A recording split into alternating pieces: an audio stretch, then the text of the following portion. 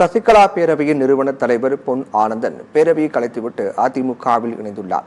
சேலத்தில் உள்ள எடப்பாடி பழனிசாமி இல்லத்தில் அவரை சந்தித்த பொன் ஆனந்தன் பேரவை மாநில நிர்வாகிகளுடன் அதிமுகவில் இணைந்துள்ளார். சசிகலா அதிமுகவை சுரண்ட வந்தவர் என்பதை அறிந்ததால் சசிகலா பேரவை மற்றும் அதன் கிளை அணிகள் கலைக்கப்பட்டதாக அவர் தெரிவித்துள்ளார். இவ்வளவு நாளா இருந்துட்டு வரல, நாங்க எந்த ஆதாயத்தையும் எதிர்பார்த்து வரல. கழக புரட்சி தலைவரால் உருவாக்கப்பட்ட இந்த மாபெரும் இயக்கம் அழிந்து விடக்கூடாது என்று ஐயா எடப்பாடியார் அவர்கள் தமிழகம் சுற்றுப்பயணத்தில் லட்சக்கணக்கான தொண்டர்கள் மீண்டும் மீண்டும் எங்கள் விருதுநகர் மாவட்டம் மண்டலம், மதுரை மாவட்டம், தென்காசி மாவட்டம், கேரளா மாநிலத்தில் இணைந்து வருகிறார்கள்.